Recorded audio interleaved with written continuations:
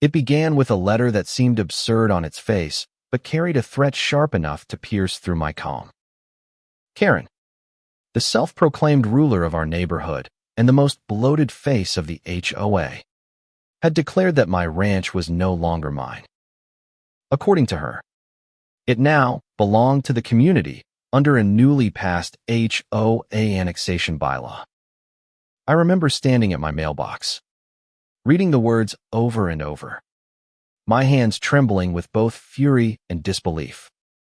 The gall of it was staggering me. Family's land, which had been deeded to us since my grandfather's time, was suddenly reduced to a square on her imaginary HOA map. She ended the letter with her signature flourish. Failure to comply will result in immediate legal consequences. At first, I thought it was a bluff. Karen was famous for her notes about mailbox colors and lawn heights. But annexing an entire property, it sounded too insane to be real.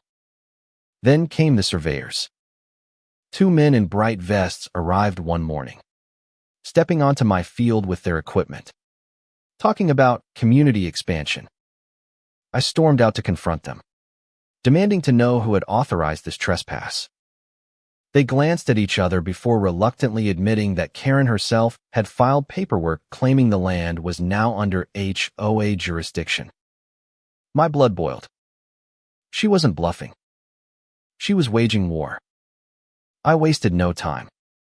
I pulled out the original deed, the boundary surveys signed by county officials, and every piece of proof that tied this land to my family for generations. I called the sheriff, who arrived and forced the surveyors to leave. But not without a warning. She's filed documents with the county clerk. You'll have to fight this in court. The words settled over me like a storm cloud. Karen wasn't just meddling anymore. She was orchestrating a theft, dressing it in the language of bureaucracy. The neighborhood buzzed with gossip. Some whispered that Karen was trying to expand HOA territory to build a community pool. Others claimed she was setting her sights on my land because developers were circling. Every rumor only deepened the knot in my stomach.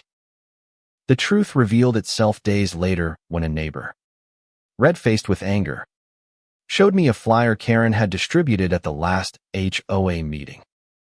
On it was a map of expanded HOA property, with my ranch neatly shaded in pink, labeled as future community amenities. She had stood in front of a crowd and declared her conquest as if it were destiny. My jaw clenched so hard it hurt. This wasn't just arrogance. This was fraud. When I confronted her on my driveway, the scene turned into a spectacle. Neighbors gathered as I held up the deed in one hand and pointed at her with the other. This is my land, I thundered. It has never been yours. And no piece of paper you cook up will change that. Karen, plump and flushed with indignation, barked back. The HOA bylaws supersede personal deeds. You're part of this community, and that means your land is ours to manage. Stop fighting progress. Gasps rippled through the crowd. Even those who had once feared her seemed stunned by her audacity. But Karen's smirk didn't falter. She thought she had already won. The twist came when an unexpected ally emerged, an elderly man named Judge Miller, retired but still respected in the county. He had lived quietly on the far side of the lake, often ignored by Karen because she saw him as too frail to challenge her. But now he stepped forward, cane in hand, voice firm despite his age. That land belongs to him, he declared, nodding at me. And I know it because I was the one who notarized his grandfather's deed 40 years ago. The crowd erupted, the weight of history itself crushing Karen's claim.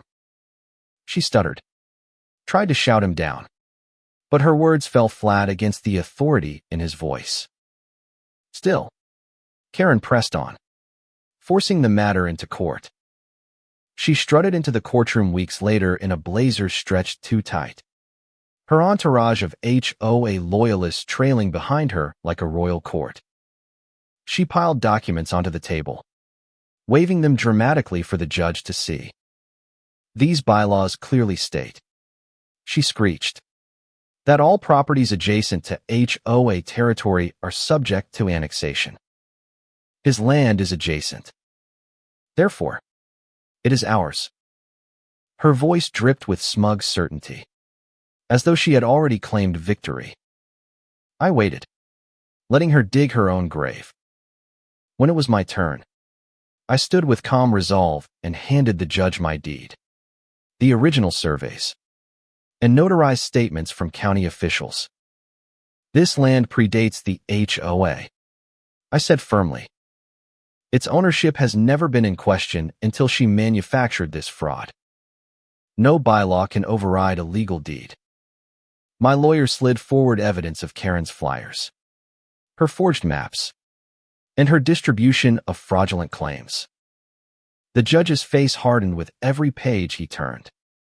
Karen tried to object, her voice rising into a screech. But then came the final blow. Judge Miller himself took the stand, recounting his role in notarizing my grandfather's deed and confirming its validity. This land is his, the retired judge said, his voice like iron. And no one, not a neighbor, not in HOA, has the right to claim otherwise. The courtroom erupted in murmurs, the weight of his words crushing any hope Karen still clung to. Her face turned crimson, sweat rolling down her temple as she scrambled to speak. They're lying. This is all fabricated. The community needs this land, she wailed. But her desperation only made her smaller in that courtroom, dwarfed by the truth. When the judge finally raised his gavel, silence fell like a curtain. The defendant's claim is rejected as baseless and fraudulent. The plaintiff's ownership of the property is upheld in full. Furthermore, this court finds sufficient cause to investigate the HOA for misrepresentation and abuse of authority. The gavel struck, and with it Karen's empire shattered. The courtroom gavel still echoed in my ears as Karen staggered back into her chair, clutching her papers like they were a shield against a truth too heavy to bear. Her face was crimson, her lips trembling, but her pride would not let her sit quietly. She exploded, her voice rising into a shriek that cut through the silence. This is a conspiracy. He bribed the witnesses. That deed is fake. You're all blind. The judge pounded the gavel again, his patience worn thin, and ordered her to be silent. The bailiff stepped closer, ready if she resisted.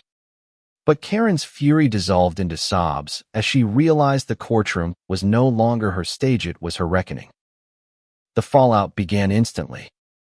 Reporters had been present, tipped off by neighbors who were tired of Karen's antics, and their pens scratched feverishly as she melted down.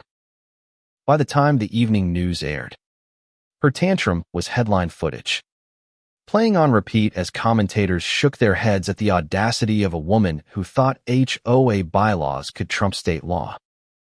Neighbors who had once cowered at her threats now watched in delight as her empire crumbled under the spotlight. But the twist that sealed her fate came from her own allies.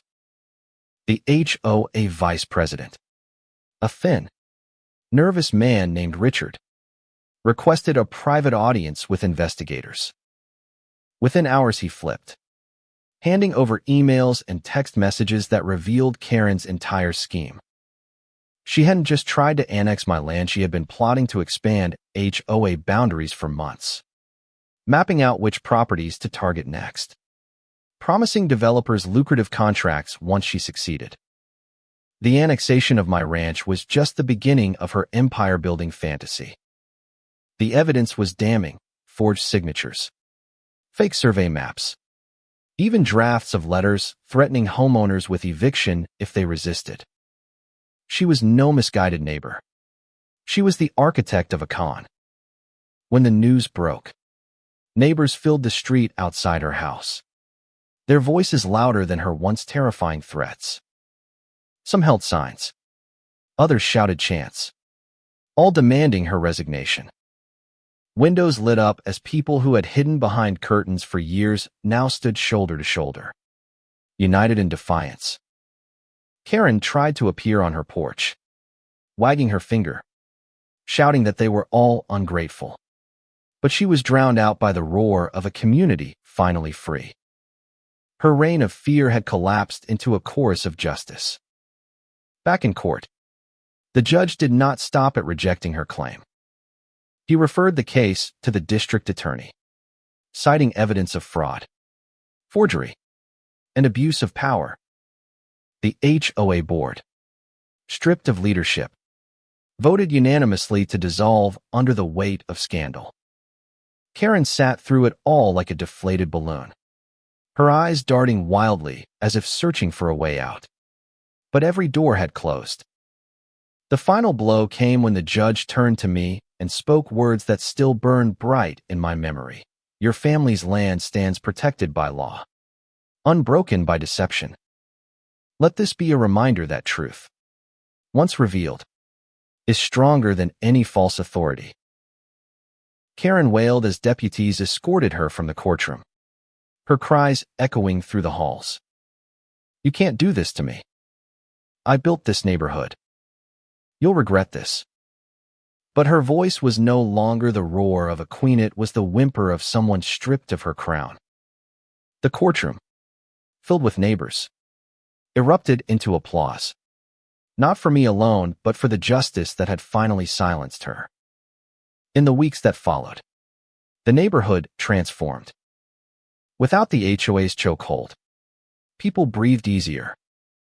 Porches once stripped bare of unapproved plants bloomed with color again. Children played in the yards without fear of citations. Laughter returned to the streets, and the weight of constant surveillance lifted. For the first time in years, it felt like a neighborhood, not a dictatorship. As for my land, it became a symbol. Neighbors began calling it the line that Karen couldn't cross. One evening, they surprised me by gathering in the field with tools and wood. Together, we built a small pavilion by the oak tree, the same place Karen had once claimed would be community property. Instead, it became a meeting place for the community on our terms, a space for barbecues, music, and laughter free of fines, free of fear. The most poignant moment came when Judge Miller, cane steady in his hand, joined us at the pavilion's opening. His voice carried across the field as he said, "This land carries history, but now it carries something more, the proof that a community can choose truth over tyranny." His words drew cheers, and for the first time in decades, I saw hope sparkle in the eyes of neighbors who had nearly lost it all. Karen's fate was sealed not just in court, but in life. The fraud charges stuck, and she faced financial ruin. Her house, once the fortress from which she ruled, was sold off to cover legal fees. She vanished from the neighborhood, her name now a cautionary tale spoken in whispers of disbelief. The HOA, once feared, became nothing more than a memory, a warning etched into our collective past. And me, I still walk my land at dusk. The deed safe, but the sense of freedom safer still. The sun sets over the hills. The fields glow golden, and the sound of neighbors laughing in the pavilion carries on the breeze. Every step I take reminds me that some battles are not just for ourselves, but for everyone forced to live under the shadow of arrogance. Karen tried to annex my land, but in doing so, she only annexed her own downfall. So I ask you this, when someone tries to redraw the lines of your life with lies and intimidation, do you surrender quietly or do you stand tall? Fight back, and prove that truth can turn any courtroom into carnage for those who abuse power.